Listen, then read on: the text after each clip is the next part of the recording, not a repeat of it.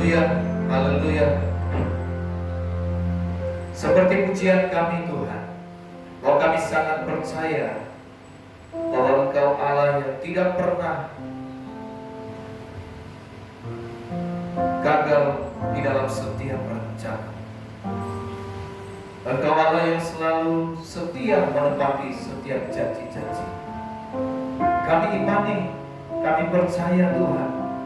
Dan itu terbukti Bapa, bahwa pada malam hari ini kami ada sebagaimana kami ada, semua karena anugerah Tuhan. Kami mau berdoa Tuhan, pada malam hari ini di mana kami Tuhan beri satu kesempatan yang indah, di mana pada malam hari ini ya Tuhan adalah malam yang ketiga, di hari yang ketiga selama 10 hari ini. Kami berdoa di dalam nama Yesus, biarlah di malam yang ketiga ini ya Tuhan, Engkau menyatakan kebenaran firman-Mu, Engkau menyatakan isi hati-Mu bagi setiap kami dan setiap kami yang mendengar, yang mengikuti pada live pada saat ini juga Tuhan. Kami semua diberkati oleh Tuhan, kami semua dipulihkan oleh Tuhan, kami semua dikuatkan oleh Tuhan, oleh karena Engkau Allah adalah Allah yang baginya tidak ada yang mustahil. Terima kasih Bapa di dalam surga. Terima kasih Tuhan Yesus. Inilah doa kami. Segala kuasa-kuasa yang ingin mencoba mengganggu, bahkan menghalangi, bahkan menghalang damai sejahtera kami Tuhan, ketika kami beribadah kepada Tuhan, semua kami usir, kami tolak, patahkan di dalam nama Yesus kuasanya. Dan kami hanya izinkan Roh Kudus-Mu bekerja, penuhi kami, maka penuhi setiap ruangan hati kami. Terima kasih Tuhan Yesus. Kami serahkan seluruh hidup kami ke dalam tangan-Mu Tuhan pada saat malam hari ini. Berkuasalah Tuhan di dalam pemberitaan firman ini. Ambil alih, biarlah kebenaran firman Tuhan saja yang boleh dinyatakan. Terima kasih Tuhan, ini doa kami dalam nama Yesus. Kita yang siap mendengar firman Tuhan sama-sama katakan amin. Haleluya. Puji nama Tuhan. Saudaraku yang terkasih dalam nama Tuhan, malam hari ini kita berjumpa kembali di malam yang ketiga, ya, di mana kita 10 malam KKR ini ya, selama 10 malam secara online. Nah, secara online ini saudaraku yang terkasih dalam nama Tuhan, saya yakin dan percaya bahwa kuasa Tuhan tidak terbatas, ya. Kuasa Tuhan tidak terbatas, ya. Walaupun kita yang ada di dalam fisik gereja maupun kita yang mengikuti ibadah live ini, kita semua pasti sama-sama diberkati oleh Tuhan. Amin. Karena kita percaya bahwa bagi Tuhan tidak ada yang mustahil. Nah, saudaraku yang terkasih dalam nama Tuhan, bagi Tuhan tidak ada yang mustahil. Tema kita sepanjang 10 malam hari ini. Di malam yang pertama kita sudah belajar bagaimana supaya kita tidak mengukur Tuhan di dalam pikiran kita. Ya, saudaraku yang terkasih dalam nama Tuhan, di malam yang kedua kita diajar firman Tuhan supaya kita percaya penuh kepada Tuhan. Ya, kita percaya penuh kepada Tuhan. Dan malam hari ini kita mau berdoa sama Tuhan supaya Tuhan beri kita sesuatu malam hari ini yang sangat luar biasa. Ya, saya percaya malam ini adalah malam yang istimewa buat kita, karena kita percaya saudara, Tuhan itu luar biasa dan kita berharga di mata Tuhan. Dan setiap orang yang berharga di mata Tuhan itu adalah istimewa. Nah, saudara pastikan bahwa dirimu adalah istimewa di hadapan Tuhan. Nah, kita membuka di dalam kebenaran firman Tuhan di dalam Markus pasal 9 ayat 14 sampai dengan ayatnya yang ke-29. Saudara yang terkasih dalam nama Tuhan, kita buka di dalam Markus pasal 9 ayatnya yang ke-14 sampai dengan ayatnya yang ke-29. Nanti kalau sudah dapat ini, saya minta saudara Suryadi itu boleh baca. Ya. Kasih mic.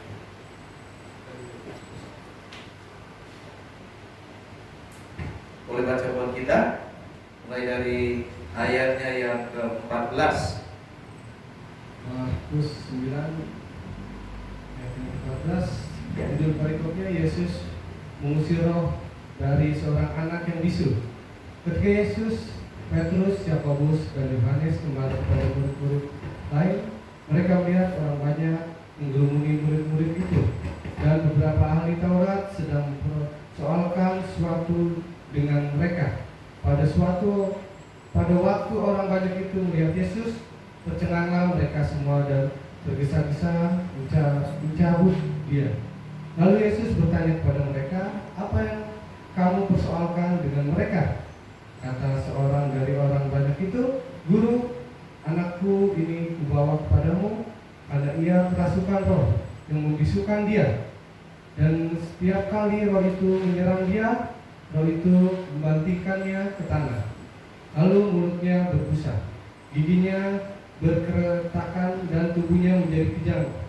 Aku sudah meminta kepada murid-muridmu supaya mereka mengusir roh itu, tetapi mereka tidak dapat." Kata Yesus kepada mereka, "Hai kamu angkatan yang tidak percaya, berapa lama lagi aku harus tinggal di antara kamu? Berapa lama lagi aku harus sabar terhadap kamu? Bawalah anak itu kemari." Lalu mereka membawanya kepadanya. Waktu roh itu melihat Yesus, anak itu segera digoncang-goncangnya, dan anak itu terpelanting ke tanah dan terguling-guling, sedang mulutnya berbusa. Lalu Yesus bertanya kepada anak itu, "Sudah berapa lama ia mengalami ini?" Jawabnya, "Sejak masa kecil." Terus sampai 29. Kedua, dan seringkali roh itu menyeretnya ke dalam api ataupun ke dalam air untuk membinasakannya. Sebab itu jika engkau dapat berbuat sesuatu, tolonglah kami dan kasihanilah kami. Jawab Yesus, "Katamu, jika engkau dapat, tidak ada yang mustahil bagi orang yang percaya." Segera ayahnya itu berteriak, "Aku percaya, tolonglah aku yang tidak percaya ini." Ketika Yesus melihat orang banyak makin datang bergerumun, ia menegur roh jahat itu dengan keras, katanya, "Hai, engkau roh yang menyebabkan orang menjadi bisu dan tuli, aku memerintahkan engkau, keluarlah daripada anak ini dan jangan memasukinya lagi." Lalu keluar roh itu sambil berteriak, menggoncang anak itu dengan hebatnya. Anak itu kelihatannya seperti orang mati, sehingga banyak orang yang berkata, "Ia sudah mati." Tapi Yesus memegang tangan anak itu dan membangunkannya, lalu ia bangkit sendiri. Ketika Yesus sudah di rumah dan murid-muridnya sendiri dengan dia, bertanyalah mereka, "Mengapa kami tidak dapat mengusir roh itu?" Jawabnya pada mereka, "Jenis ini tidak dapat diusir kecuali dengan berdoa." Amin. Amin. Ya, saudaraku yang terkasih dalam nama Tuhan, puji nama Tuhan. Kita sudah dengar firman Tuhan dan saya yakin saudara-saudara yang ada di rumah juga yang sedang mengikuti live ini membacanya sendiri. Di tangan saudara ada Alkitab, bahkan mungkin ada HP yang lain yang saudara baca. Saya percaya bahwa kita semua baca firman Tuhan ini. Yesus dengan berikutnya Yesus mengusir roh jahat dari seorang anak yang bisu. Nah, saudaraku yang terkasih dalam nama Tuhan, di ayat 23 menjadi ayat kunci di sana. Dia berkata begini, "Jawab Yesus, katamu, jika engkau dapat, ya, jika engkau dapat, tidak ada yang mustahil bagi orang percaya." Ya, tidak ada yang mustahil bagi orang percaya. Saudaraku yang terkasih, tema kita, bagi Tuhan tidak ada yang mustahil. Nah, kenapa bagi orang percaya tidak ada yang mustahil? Kalau Tuhan yang baginya tidak ada yang mustahil itu ada di dalam hidup kita sebagai orang percaya, maka bagi orang percaya tidak ada yang mustahil. Amin. Ya, kenapa tidak ada yang mustahil? Karena Allah yang baginya tidak ada yang mustahil itu ada dalam hidup kita. Maka kita undang Tuhan masuk dalam hidup kita supaya bagi kita yang percaya kepada Tuhan tidak ada yang mustahil. Nah, saudaraku yang terkasih dalam nama Tuhan, ini menjadi ayat kunci di dalam pembacaan firman Tuhan kepada kita pada malam hari ini. Nah, di sini kita lihat dari awal, kita lihat dari ayat 14, kita lihat ya, pengalaman hidup kerohanian kita, saudaraku yang terkasih, terkadang ya memiliki satu prestasi yang luar biasa, tetapi terkadang juga kita mundur ya, tidak stabil ya. Kadang-kadang rohani kita luar biasa sekali ya, tapi kadang-kadang juga ya ketidakrohanian kita luar biasa sekali ya. Jadi saudaraku yang terkasih dalam nama Tuhan, prestasi yang telah kita capai kadang-kadang membuat ketika kita melakukan segala sesuatu, ya misalnya contoh saja, ketika orang mencapai satu prestasi yang luar biasa, itu membuat dia nyaman ya.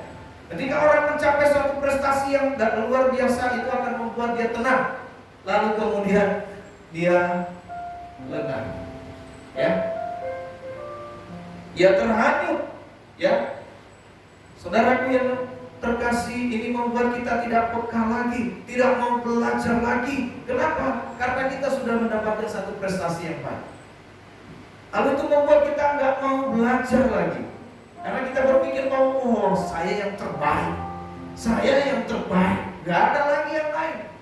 Ya, tanpa kita sadari, ya kita hanya melakukan suatu rutinitas tanpa ada perkembangan, tanpa ada pertumbuhan daripada iman kita, ya, sehingga kita lihat nanti orang lain mendahului, wah dia hebat, ya, tiba-tiba kita lihat ketika selesai misalnya dalam satu ujian, kita lihat ujian, lah kok nilai saya drop gitu ya, ya, karena apa?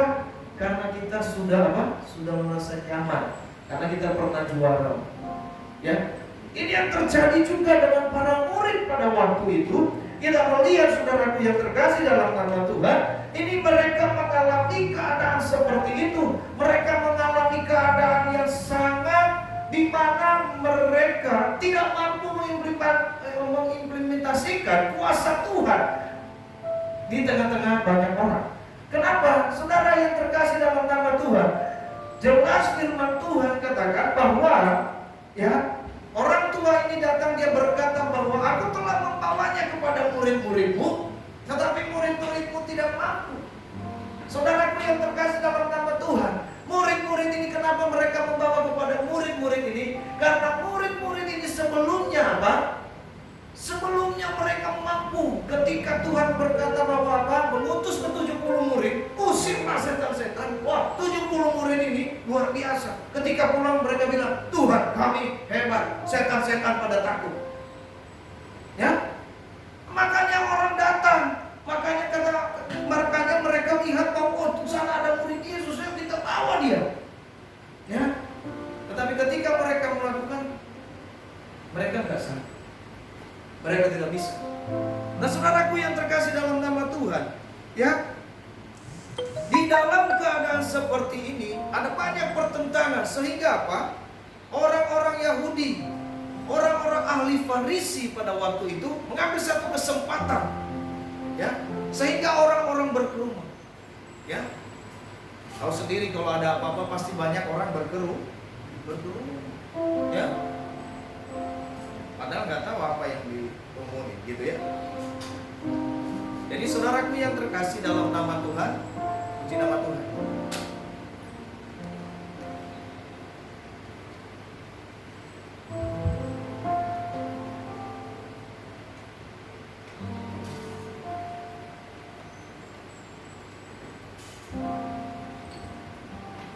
Baik.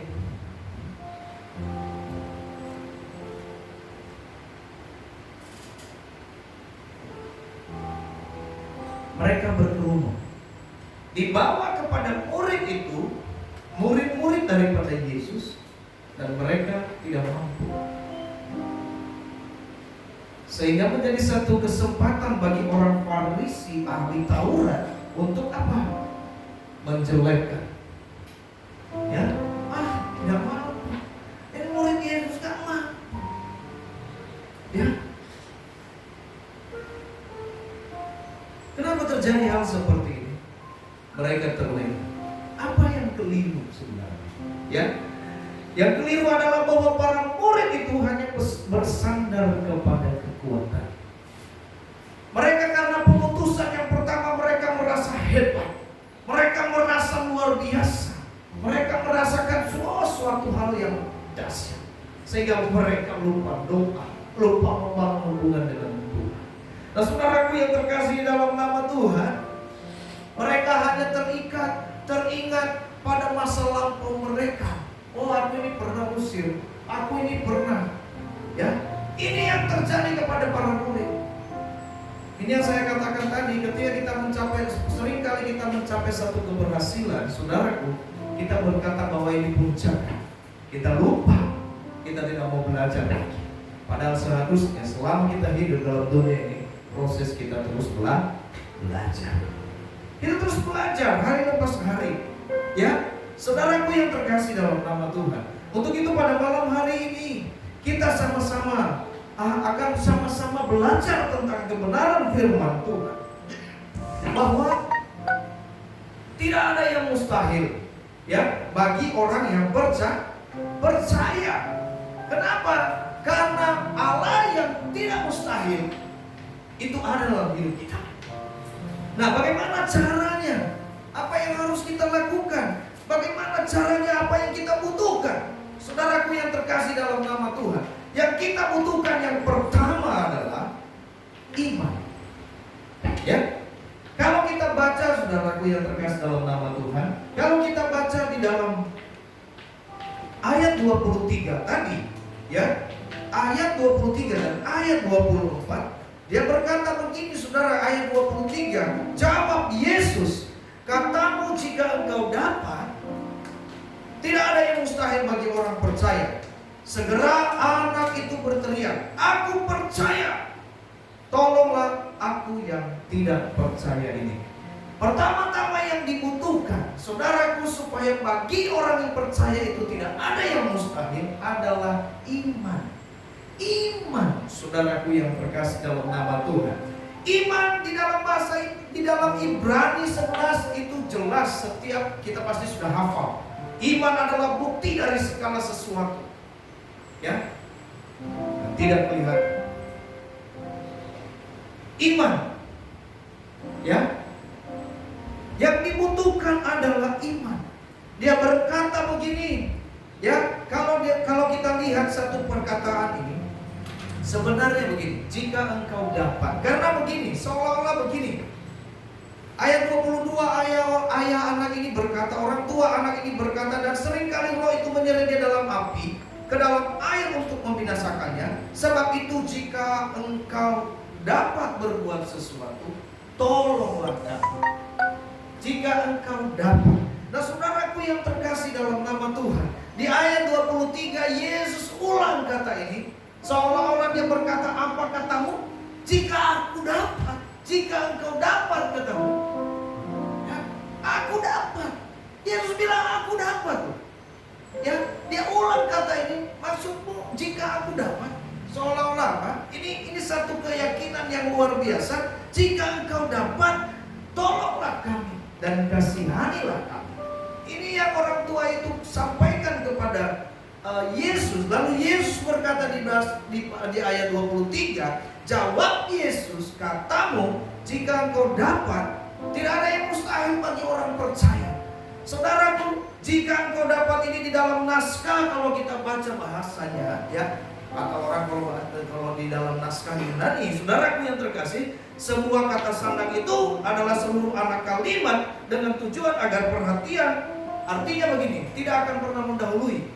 Tetapi tujuannya jika engkau dapat adalah supaya perhatian, Tuhan meminta perhatian daripada ayat ini untuk melihat, ya, memfokuskan perhatiannya. Lalu kemudian saudaraku perhatikan kalimatnya, jika engkau dapat. Kata ini percaya, kata percaya tidak ada dalam naskah-naskah yang terbaik selain meminta perhatian khusus. Artinya jika ini meminta satu perhatian khusus kepada anak, kepada orang tua anak ini, supaya ia benar-benar memperhatikan.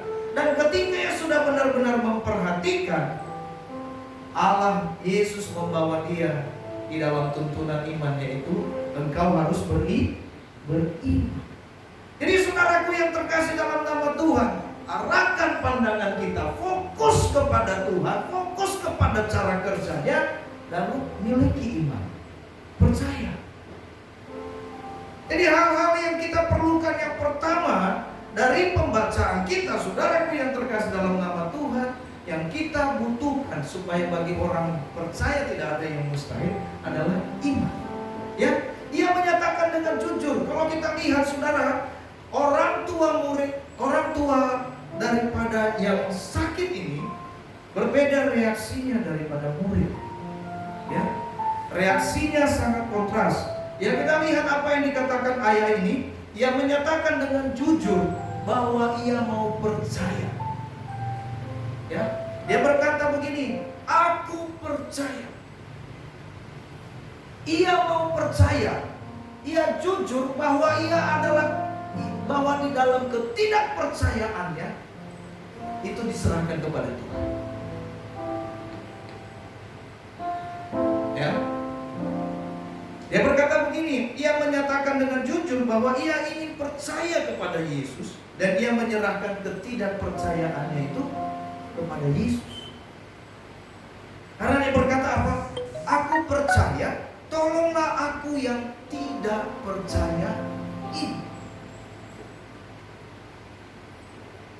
Ibaratnya begini, aku lemah, tolonglah aku yang lemah ini. Jujur di hadapan Tuhan. Kenapa? Karena ia punya iman, ia ingin belajar, ia mau percaya kepada Tuhan.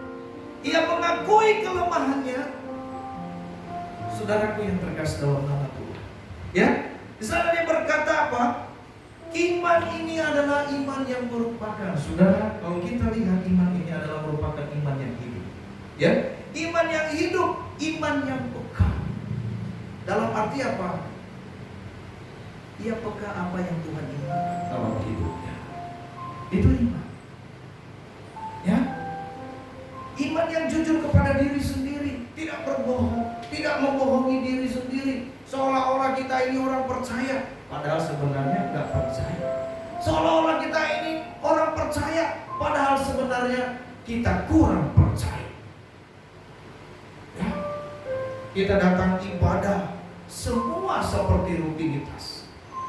Kita melayani, semuanya seperti rutinitas. Seperti para murid. Ya, kenapa? Karena waktu itu mereka pernah sukses melayani Tuhan. Semuanya, artinya tidak ada lagi belajar. Ya, nggak perlu latihan, langsung deh. Ya. Harusnya, ya, kita perlu mempersiapkan lebih baik. Puji nama Tuhan. Tapi saya percaya, ya, orang-orang yang melayani malam hari ini sudah mempersiapkan luar biasa. Amin. Amin. Amin. Puji Tuhan. Dan saudaraku yang terkasih dalam nama Tuhan, inilah permulaan kenapa mujizat terjadi. Kenapa firman Tuhan katakan bagi orang yang percaya tidak ada yang mustahil. Inilah yang membuat mujizat terjadi. Permulaan, ya, suatu pemilihan yang jelas dan murni. Saudara, di dalam teks yang kita baca ini, iman sangat menentukan. Karena dia berkata begini, tidak ada yang mustahil bagi orang percaya. Jikalau engkau percaya, apakah hatimu percaya?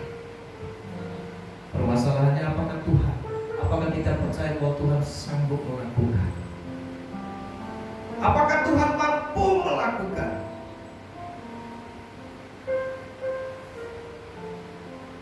Seperti seorang buta, seperti seorang guru ketika datang kepada Tuhan, jikalau engkau mau Tuhan, sembuhkanlah. Yesus berkata, aku mau.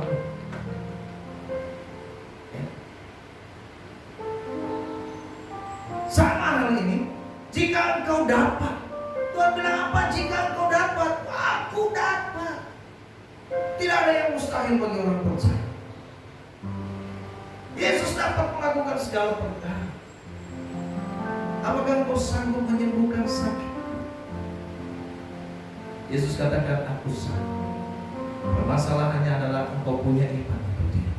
Imanmu penuh atau tidak.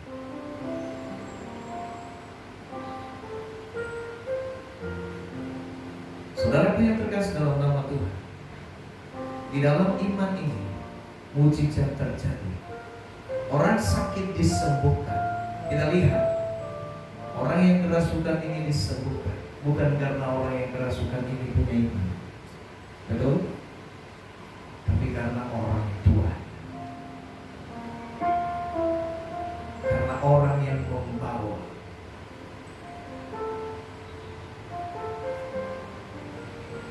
Yang penting iman kita di hadapan Tuhan. Yesus punya kuasa. Tapi kalau kita tidak siap menerima, maka mujizat itu tidak akan terjadi.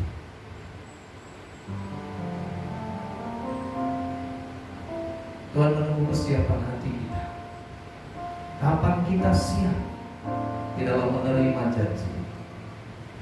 Ya, Yesus punya kuasa, Yesus mampu. Tapi dia berkata, apakah engkau percaya? Ya, saya sanggup menyembuhkanmu, saya sanggup memulihkan keadaanmu. Tapi apakah engkau percaya?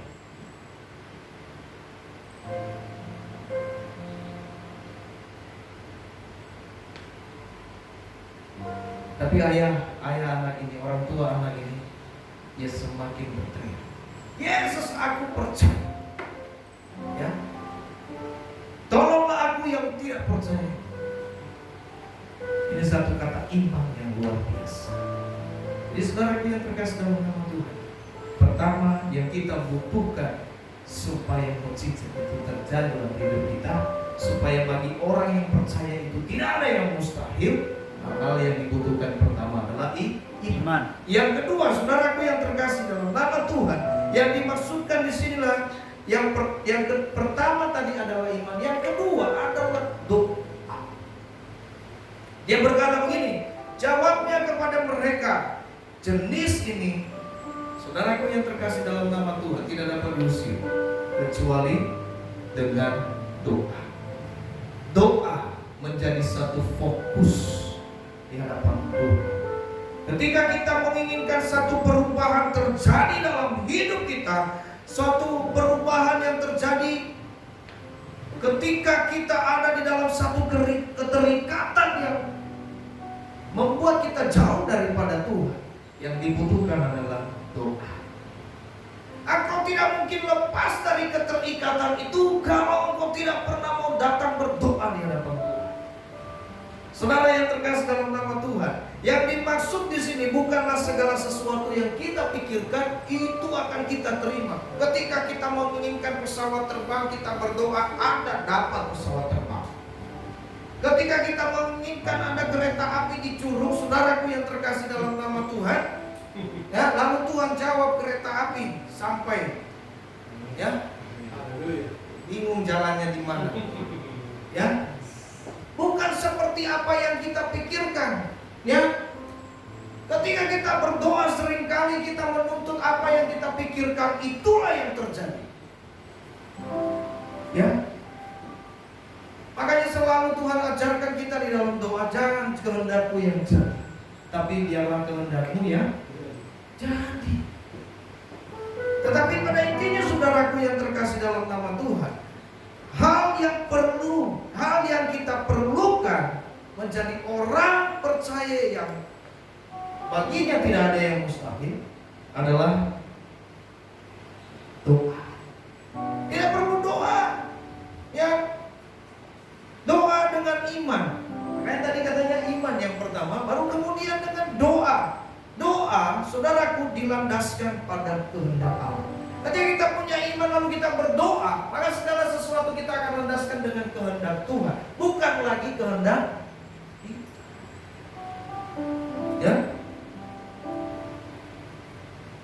Karena kalau kita berdoa berdasarkan iman kepada Tuhan, maka doa itu saudaraku bukanlah sesuatu yang buruk dan salah. Ya, kalau kita lihat di dalam Yakobus 4 ayat 3, dia berkata begini. Ya, seringkali saudaraku yang terkasih, oh itu pendeta ngomong kita doa lagi, doa. Dia nggak tahu saya sudah doa siang dan malam, jungkir balik doa, tapi Tuhan tidak jawab-jawab. Doa saya. Saudara yang tegas dalam nama Tuhan. Kapan? Ya.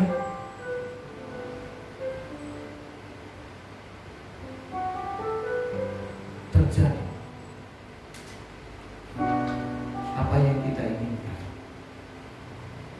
Tapi Yakobus berkata begitu malam hari ini, ya.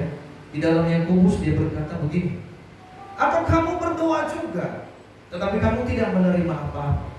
Kita sudah berdoa, kita sudah capek berdoa, kita lakukan doa pagi, siang, sore, malam, ya. Kita berdoa sebagai orang percaya, saudaraku yang terkasih dalam nama Tuhan. Menurut berapa kali kita makan?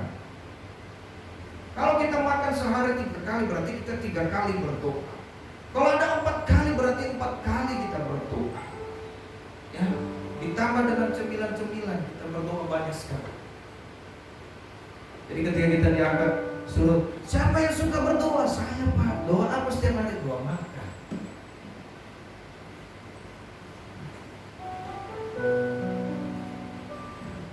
saudara yang terkasih dalam nama Tuhan, ya, saya tidak perlu ajari saudara bagaimana ini cara berdoa, tetapi doa yang Tuhan mau begini. Karena kamu salah berdoa, kata Tuhan. Kenapa? Doa yang kita doakan adalah keinginan kita. Ketika orang berdoa, Tuhan, saya berdoa. Orang yang belum dapat jodoh berdoa begini, Tuhan, berilah aku jodoh yang seperti aku ini, Tuhan. Wow. Seperti yang aku mau, Tuhan. Ya, dia berdoa. Tuhan kirim jodoh sama dia. Dia lihat, karakternya gak seperti saya. Saya bagaimana? Ya, dia tahu dia ini pendiam. Akhirnya dia cari yang pendiam juga. Saudaraku yang terkasih dalam nama Tuhan. Lalu mereka jadian, sama-sama diam. Ya, mau jodoh kayak itu. Makanya Tuhan itu luar biasa, saudara. Makanya enggak acap kali kita lihat ada yang istrinya bahkan anak-anak suaminya